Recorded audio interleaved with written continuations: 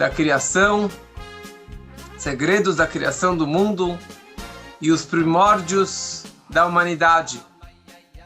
Com isso estamos iniciando um curso de 11 aulas, que na verdade são as 11 porções da Torá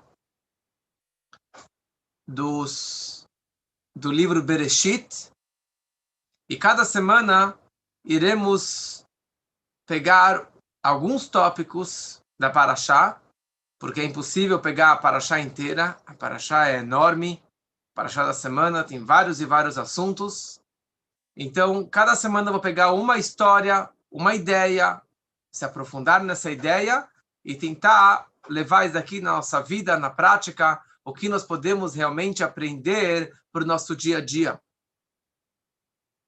Depois, se alguém quiser, pode entrar no meu SoundCloud ou no meu podcast, que ali já tem um playlist de Shurim, que chama As Histórias do Bereshit, que eu fiz ano passado, com várias e várias histórias do Bereshit, e esse ano, nessa vez, vamos pegar outras histórias que eu não discuti na outra vez. Então, quer dizer, várias histórias que eu não vou falar agora, porque realmente já estão gravadas, eu já estudei com muitas pessoas no ano passado. Torá. A Torá começa com Bereshit, bara Elokim, et hashamayim ve'et haaretz. Se receberam um PDF, podem imprimir e acompanhar no PDF, que no início Deus criou os céus e a terra. Mas antes de mais nada, antes de falar que Deus criou o céu e a terra, que Torá que é essa? Desde quando que existe essa Torá? O Zohar, ele escreve, Alpaim Shana, 2 milênios a Torá antecedeu a criação do universo. 2 milênios, 2.000 anos, obviamente num sentido espiritual, a Torá antecedeu a criação do mundo. Porque, na verdade, a Torá é o crânio divino. Deus pegou a sua sabedoria e colocou e embutiu dentro da Torá. É isso que eu costumo dizer que a Torá significa. Porque a Torá é infinita. E a Torá, se você estudar todo ano, você nunca vai se enjoar. Você pode se aprofundar de um ângulo, do outro ângulo, você tem 70 ângulos para entender a Torá. Por quê? Porque a Torá é o crânio divino. É a sabedoria de Hashem que ele colocou dentro da Torá. Então, por isso que você pode sempre se aprofundar e se aprofundar.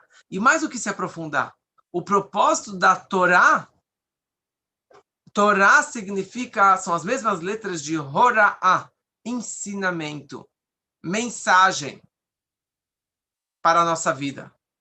Tudo que consta na Torá não é história para boi dormir. Não é uma história que aconteceu no passado e o que eu tenho a ver com isso? O mundo inteiro é baseado na Torá. E não somente o judaísmo é baseado na Torá, mas todas as religiões, como falaremos em breve, todas as leituras que existem no mundo, em todas as religiões, são baseadas na leitura da Torá. E a Torá começa falando Bereshit bara Elokim et hashamayim ve'et haaretz. Se formos pegar a tradução literal, seria a seguinte: no início, no princípio, bara Elokim, criou Deus et hashamayim ve'et haaretz. Tanto no hebraico como no português, em qualquer idioma, essa ordem não está correta. Porque deveria estar escrito Bereshit Elokim bara. No princípio, Deus criou o céu e a terra. E não, no princípio, criou Deus. Bereshit bara Elokim. Que essa frase, na verdade, desperta uma grande pergunta. Uma pergunta de muitos hereges. Que dizem Bereshit bara Elokim. No princípio, no início, criou Deus. Ou seja, alguém criou Deus. No princípio, a primeira coisa que alguém fez, foi criar Deus. Ou seja, que existe alguém fora Deus. Por que a Torá descreve dessa forma? Por que a Torá escreve no princípio criou Deus?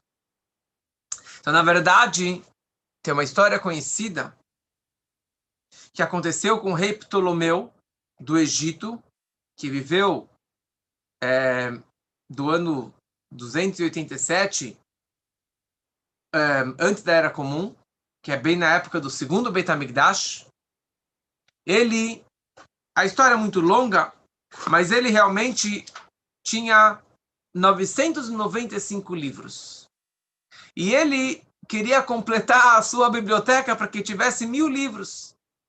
Ele chamou os seus sábios, ele falou, preciso de mais 5 livros para completar a minha biblioteca. Outros dizem que, na verdade, ele não estava satisfeito com todos os livros que ele tinha, que nenhum realmente era aquele profundo, com segredos, com mística, com coisas desconhecidas.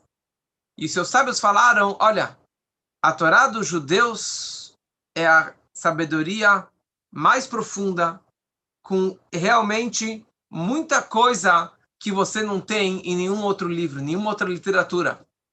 Ele falou, ok. Ele pegou uma carta, mandou um mensageiro para Jerusalém, para o Beit HaMikdash, para o sumo sacerdote, o homem mais sagrado, o Kohen Gadol, e pediu que ele enviasse sábios de Israel para o Egito, para que viessem conversar com o rei e talvez traduzir a Torá. O Kohen Gadol aceitou o convite, que foi feito de uma forma muito honrosa, e ele pegou 6 sábios de cada uma das 12 tribos, 72 sábios, e enviou eles para o Egito. O rei ficou muito feliz, recebeu eles para uma refeição, fez uma refeição kasher para todos os Chachamim, deu muito kavod para eles, muita honra, o que ele não dava para nenhum outro sábio que via seu encontro. Essa pessoa precisava ficar de quarentena, ou ficar uma semana, ou um mês esperando para se encontrar com o rei. Mas quando esses sábios vieram de Israel, de Jerusalém, ele logo recebeu eles, e deu muito kavod, e deu muita honra a eles. E conversaram, e ele conversou com cada um e um, e percebeu que todos eram realmente sábios, com S maiúsculo. E ele falou, eu gostaria de traduzir a Torá em grego. Ok? Mas para isso, para que vocês não colhem um do outro, não copiem um do outro, eu quero ver se realmente a tradução é verídica, é autêntica, e se vocês realmente estão seguindo a mesma linha de pensamento. Ele levou eles para uma ilha, que ali tinha o palácio do rei, colocou todos os 72 sábios em 72 quartos fechados, separados, isolados, com janela para o mar, deu para eles pergaminho, pena e tinta. E pediu que eles traduzissem não somente os 5 livros da Torá, mas os 24 livros do Tanakh. Eles sentaram lá durante 70 dias e todos, ao decorrer que eles foram traduzindo, eles enviaram as suas traduções para o rei e ele estava apaixonado, ele estava assim muito, muito feliz com a tradução perfeita de todos, e todos traduziram exatamente, palavra por palavra, a tradução da Torá em grego. Só que o mais interessante é que existem várias frases na Torá, como a frase Bereshit bara Elokim. A frase Bereshit bara Elokim, como dissemos antes, que deveria estar escrito no princípio Deus criou, e não no princípio criou Deus, para não gerar dúvidas. Todos os 72 sábios, por profecia, eles traduziram a Torá no grego da forma correta. Da forma correta significa não a tradução literal, que geraria dúvidas e questionamentos. Eles traduziram a Torá no início Deus criou o céu e a terra. E essa lógica, ou essa profecia que eles receberam, eles aplicaram também em várias e várias outras frases da Torá dos profetas, do Tanakh em geral. Mas a pergunta fica, por que realmente a Torá foi escrita dessa forma? Por que escreve de uma forma que gere dúvidas e questionamentos? E um herege pode falar que realmente alguém criou Deus. Mas isso representa a humildade de Deus. Deus não queria aparecer em primeiro lugar. Deus criou o céu e a terra. Não. Bereshit bara Elokim. Deus ficou em terceiro lugar. Porque isso é a humildade dele. Que ele não precisa aparecer em primeiro lugar, ele pode aparecer mais para frente na frase. E ele não busca esse kavod, essa honra. E Deus, ele queria com essa mensagem passar para a gente uma lição de vida, de como que devemos ser humildes e não buscar honrarias, não ir atrás de kavod, e sim deixar para depois. Se alguém falou mal de você, não vai acontecer nada. Você pode, não precisa, o seu nome não precisa estar lá na frente nos outdoors. Pode deixar para depois. Se Deus optou em colocar a Torá dessa forma para dar essa lição para a gente, então realmente nós podemos e devemos levar isso aqui na nossa vida. Bereshit. Beit, Reshit. Se você divide a palavra Bereshit em dois, vira Beit, Reshit. Dois, Reshit. Reshit é propósito e objetivo. Ou duas coisas que são chamadas de Reshit. A Torá é chamada como Reshit, o início da sabedoria divina. E o povo de Israel é chamado Reshit Mamlachto, o início do reino de Deus. O povo escolhido. O que significa isso? Bereshit bara Elokim et hashamayim vet haaretz. Por dois propósitos, dois objetivos, Deus criou o mundo. Para a Torá e para o povo de Israel. Ou seja, Deus criou o mundo para que a luz divina possa pairar dentro desse mundo físico e material. E quem que vai concretizar isso nesse mundo? É o povo de Israel, fazendo isso no seu dia a dia. O povo de Israel estudando a Torá, usando a Torá como nossa planta, como nosso blueprint, nós conseguimos trazer Deus dentro desse mundo físico e material. Dentro dessa letra Beit, na verdade, tem um desenho de todo o mapa mundi. Tem uma história conhecida, que quando o Alter Rebbe ele estava na prisão, vieram várias pessoas visitá-lo, entre elas os primeiros cartógrafos, o primeiro mapa mundi. E apresentaram para o Rebbe esse mapa mundi, e o Rebbe olhou esse mapa e falou, está errado. E eles ficaram revoltados. E depois de um tempo eles voltam com o mapa já atualizado, corrigiram esse erro que o Rebbe tinha razão. O Rebbe olhou no mapa e falou, está correto agora. Eles viraram para o Rebbe e perguntaram, mas desculpa, o senhor está aqui na prisão, nunca saiu da Rússia. Como o senhor sabia que tinha um erro? Eu acho que era no mapa dos Estados Unidos. O Rebbe falou, porque eu enxerguei na Torá. Na letra Beit da Torá tem um mapa mundi. Obviamente, uma questão mais mística, e o Rebbe conseguiu enxergar a letra Beit. E a essência da letra Beit, que representa o mapa mundi, e dessa forma eu enxerguei o seu mapa também. E eu vi que o seu mapa não batia com a letra Beit. Então eu concluí que o seu mapa estava errado.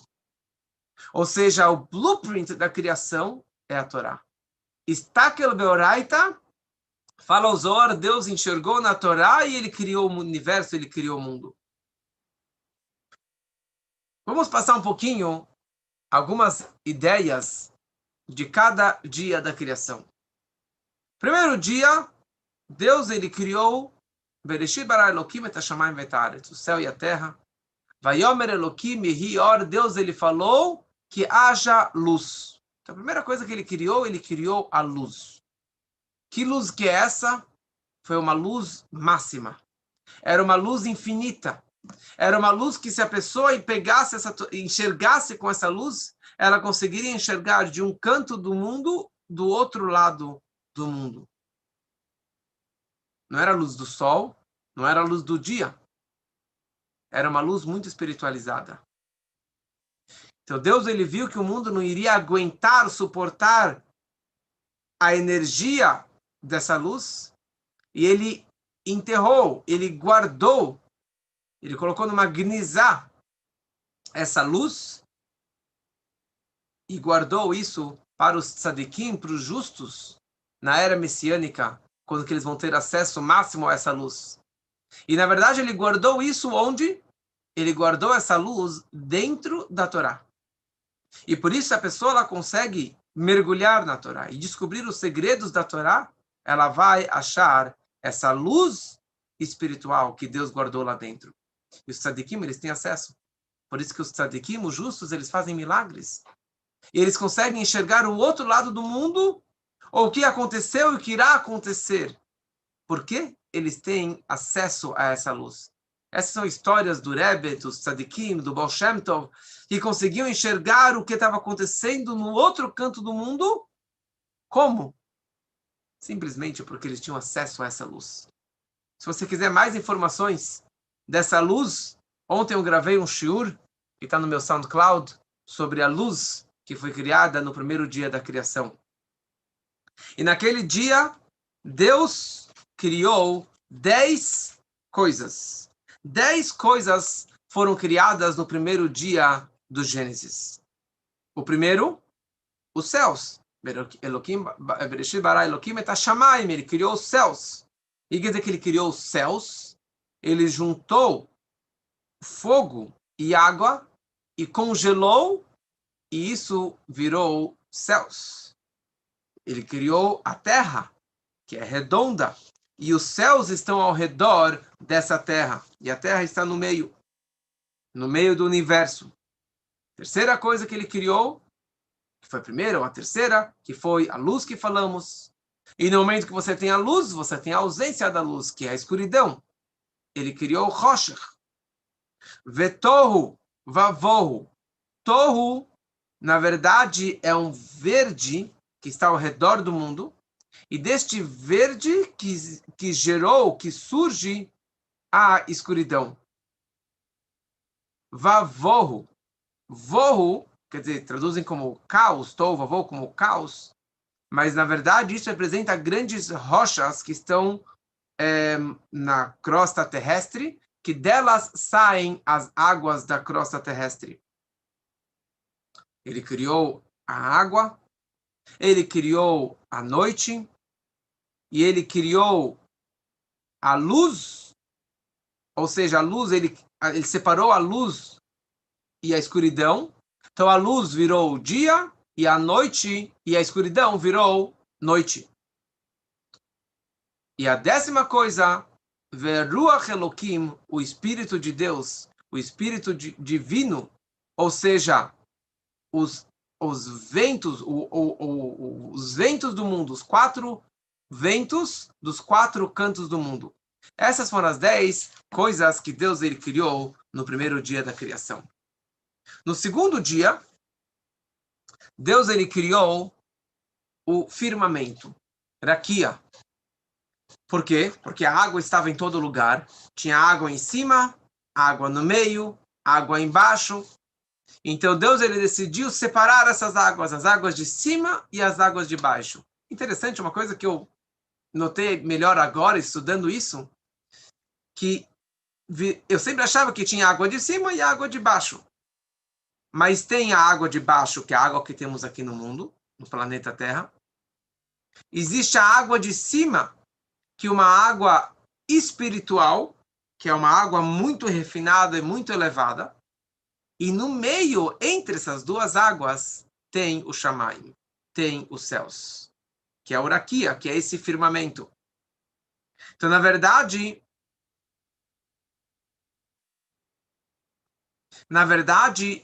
a água foi congelada. Que nem quando uma pessoa ela congela por medo. Então, Deus ele congelou a água lá de cima e ela ficou estagnada lá em cima nos mundos espirituais. Então, isso representa uma água superior, uma água mais refinada, uma água mais espiritual, que é realmente algo que está lá em cima, muito abstrato, muito distante.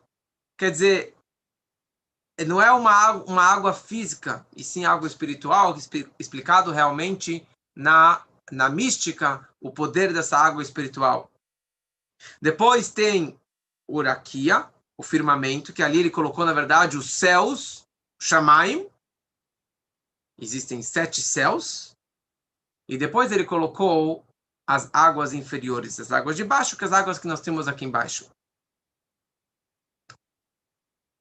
Certa vez, um gentil virou para o Rabi Meir e questionou ele, falou, como assim? Como que Deus colocou água em cima, água embaixo, o firmamento? Como que ele congelou? Como que realmente ele fez esse sistema? Duvidando de Deus.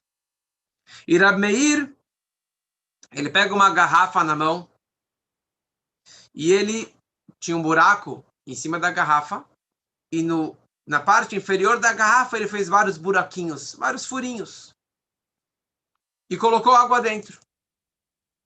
E ele foi lá e colocou a sua mão em cima no topo da garrafa e dessa forma a água não saía. O que acontece? A gente sabe disso. Hoje nós sabemos, a ciência já sabe disso. Mas 2, 3 mil anos atrás, a ciência não sabia disso. E ele colocou a mão em cima e fechou o buraco muito bem. E a água não saiu pelos buraquinhos por baixo.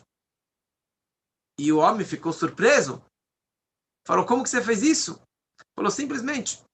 Não existe um lugar vácuo, não existe um lugar vazio. Se a água vai sair, precisa entrar ar. Se eu fecho em cima, se eu vedei em cima, o ar não vai entrar e a água não vai sair. E foi exatamente isso que Deus ele fez. No momento, na verdade, esse homem ele tentou vedar o buraco embaixo com ouro, com prata, etc., para que não saísse a água. Mas o Rabi Meir ele simplesmente colocou o dedo no topo da garrafa do vidro e as águas não saíram por baixo. Então, muito mais, Deus, se eu consigo vedar essa água dessa forma, nessa garrafa, então muito mais Deus também consegue vedar uma água e congelar essas águas lá em cima, nas alturas.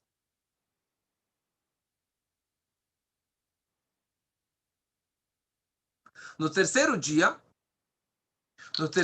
do Gênesis, Deus disse que as águas se reúnam e a terra seja vista.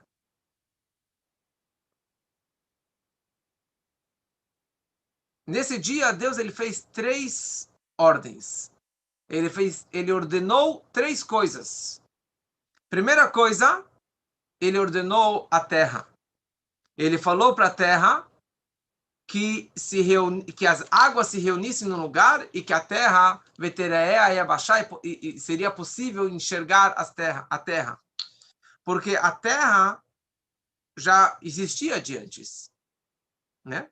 Tashamayim Betaretz, Deus criou no primeiro dia do Gênesis os céus e a terra.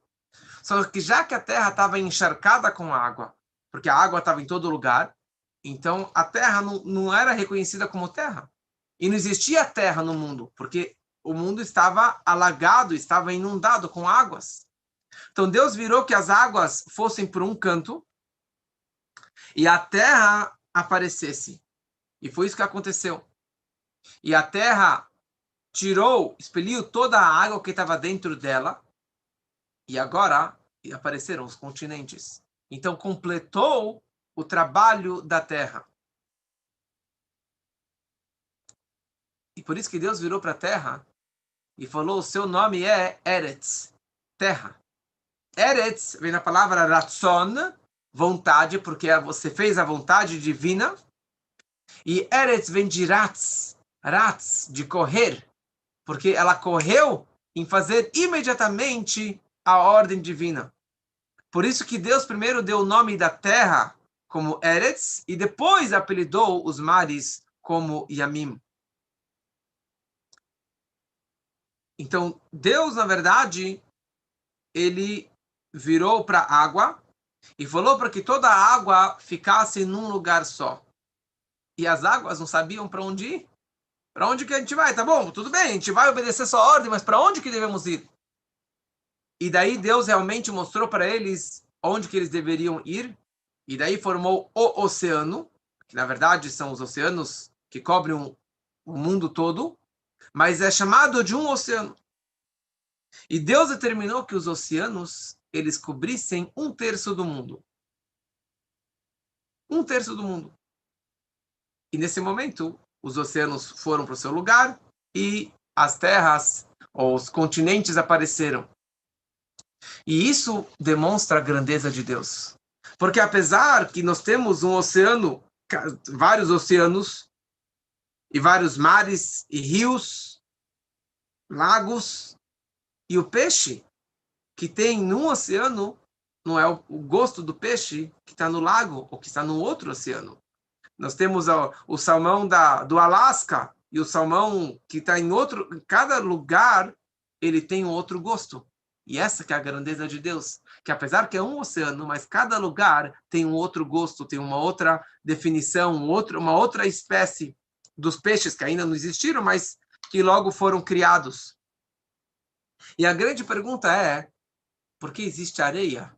De onde que surgiu a areia? Por que Deus criou a areia? Deus ele criou a areia para segurar as águas. Porque as águas, na verdade, elas sempre estavam encobrindo as terras. Então Deus determinou que elas descessem e formassem os rios e formassem os oceanos. Mas em algum momento as águas podem voltar a alagar e inundar as terras, fazer um tsunami, a maré alta.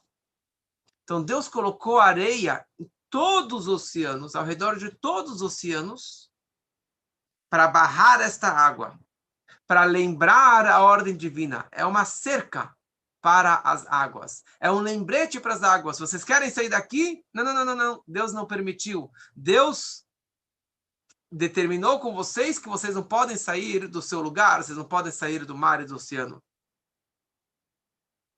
E naquela hora, Deus ele fez um tnai, uma condição, um acordo com as águas. Olha, eu estou criando vocês com uma condição. A condição é a seguinte, que em algum momento vocês vão precisar se abrir.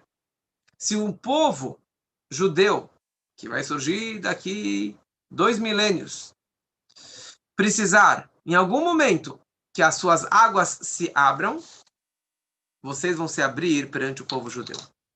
E isso aconteceu algumas vezes, mas o mais conhecido é na hora da abertura do Mar Vermelho. E depois Yoshua também, cruzando o Jordão, abriu o Jordão. As águas do Mar Vermelho não queriam se abrir. E daí Deus falou, olha, se vocês não se abrirem, vocês vão voltar a não existir.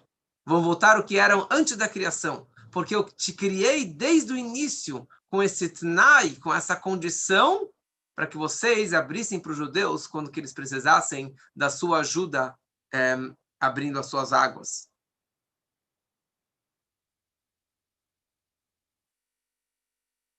E a terra, Deus abençoou a terra, que ela iria brotar frutos, plantas, a grama, toda a vegetação, e cobriu toda a terra com plantas e com gramado, e assim realmente se encontra até hoje.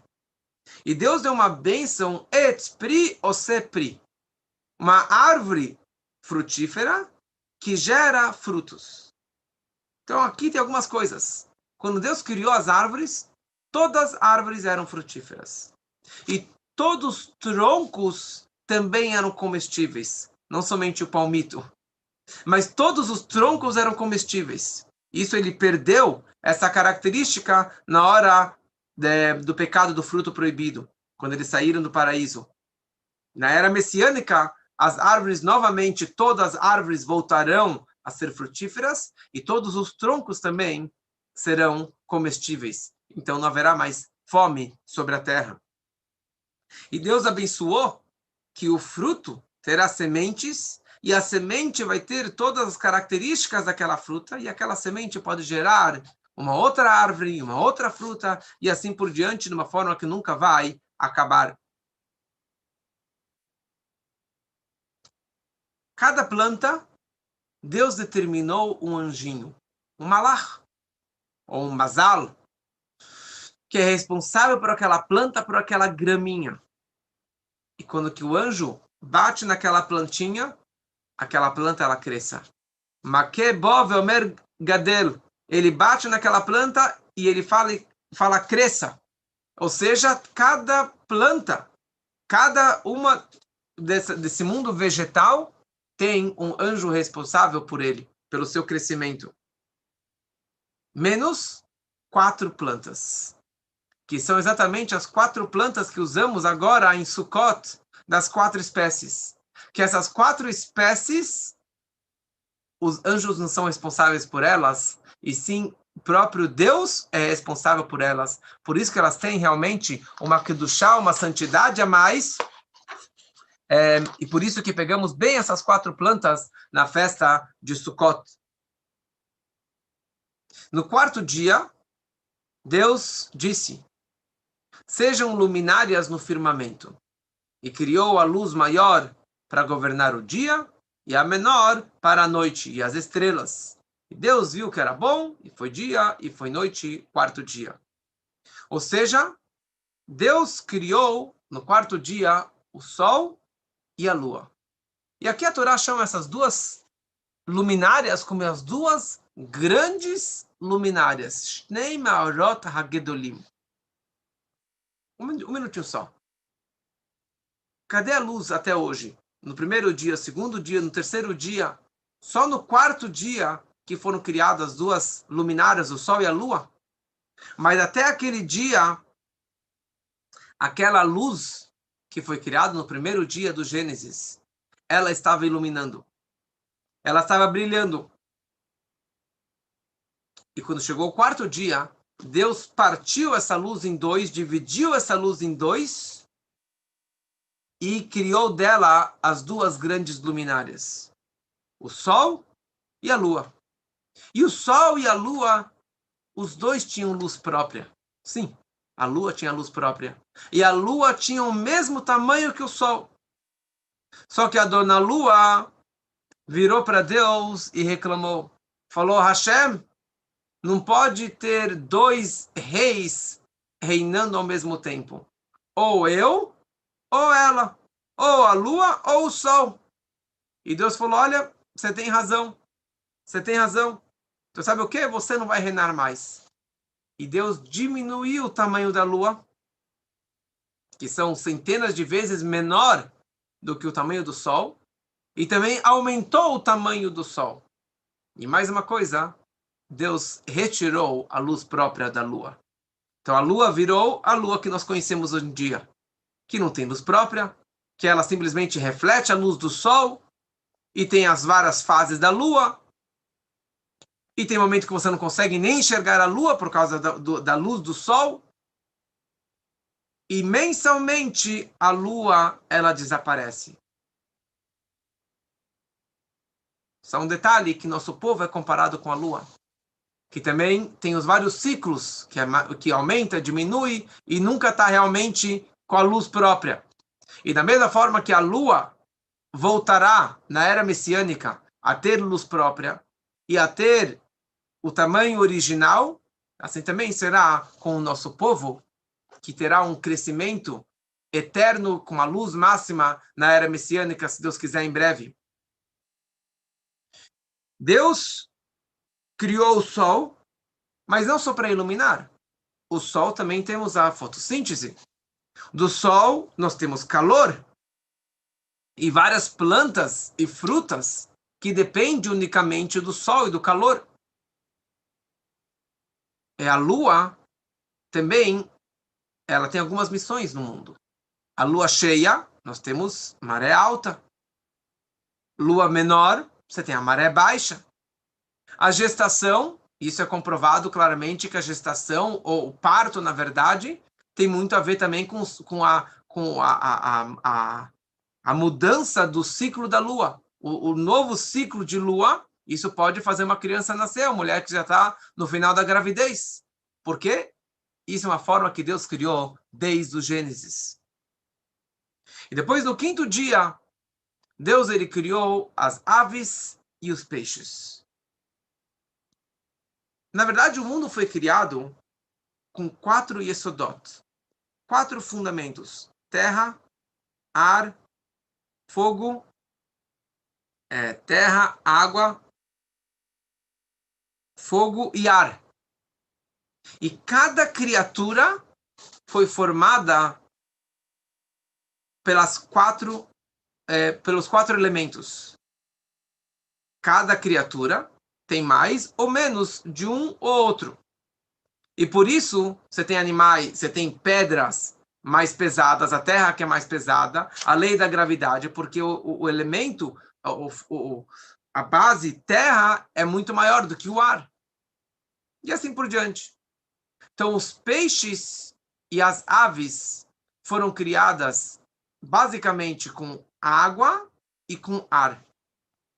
As aves têm as 4 bases, mas ela tem mais ar do que todas as outras criaturas. E por isso que as aves, elas voam. Ela pode ser pesada, mas ela voa sem nenhuma dificuldade. Interessante que por ser tão refinada ou tão leve, espiritualmente falando, ela também é mais refinada.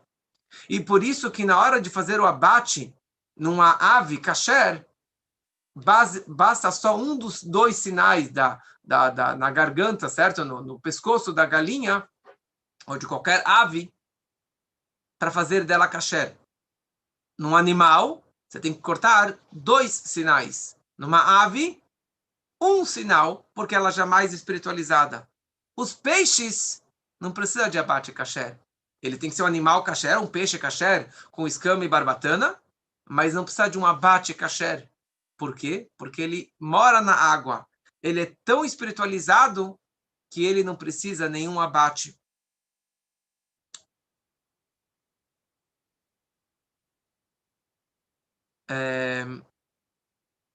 Da onde que as aves foram criadas? Tem 3 opiniões.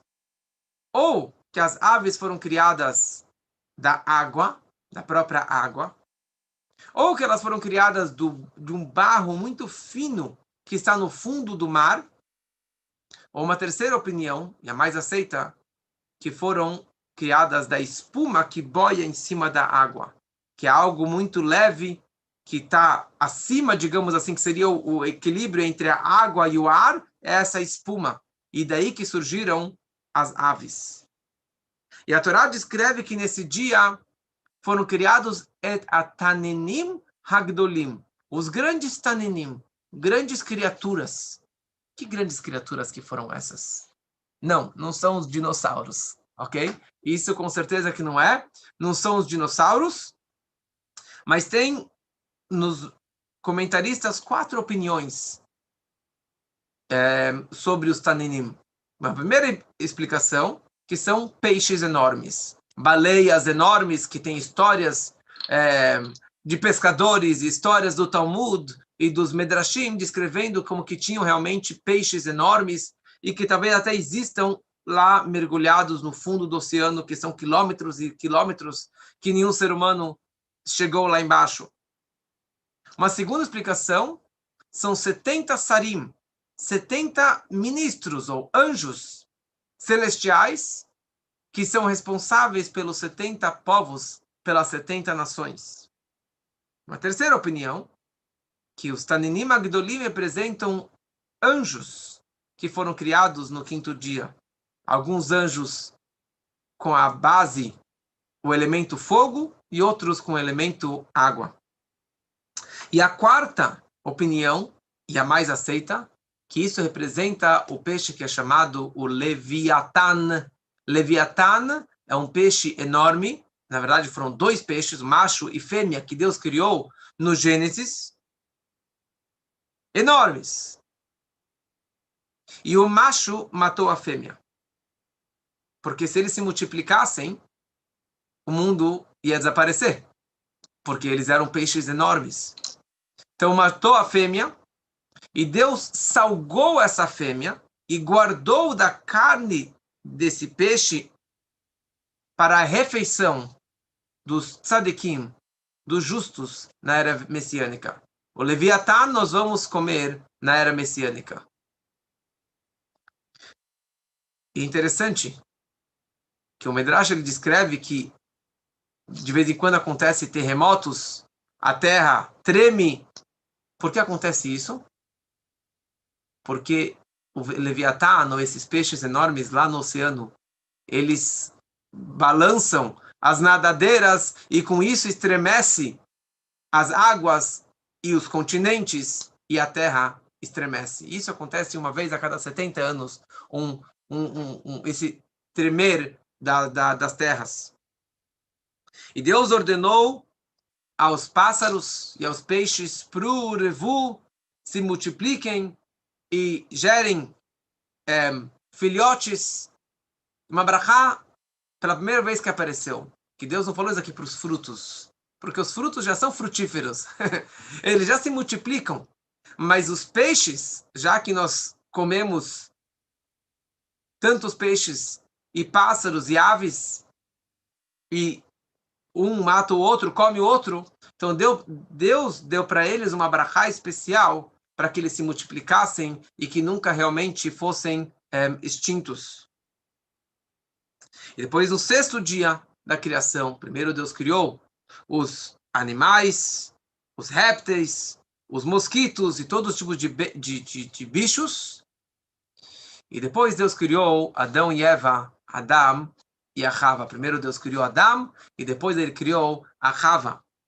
E na verdade, também se você quiser mais detalhes de como que Adão e Eva foram criados, os detalhes da criação deles, também pode entrar no meu SoundCloud, que foi o curso que eu dei ano passado sobre a criação, o nascimento de Adão e Eva. E com isso, na verdade, nós terminamos nosso primeiro shiur sobre esse tema, a criação do mundo, a criação do universo. Discutimos um pouquinho sobre cada dia, algumas novidades que eu também desconhecia, e aguardo vocês na semana que vem, se Deus quiser, com mais novidades sobre a próxima Parashá, a Parashá Noach, sobre todo o dilúvio. Até a semana que vem.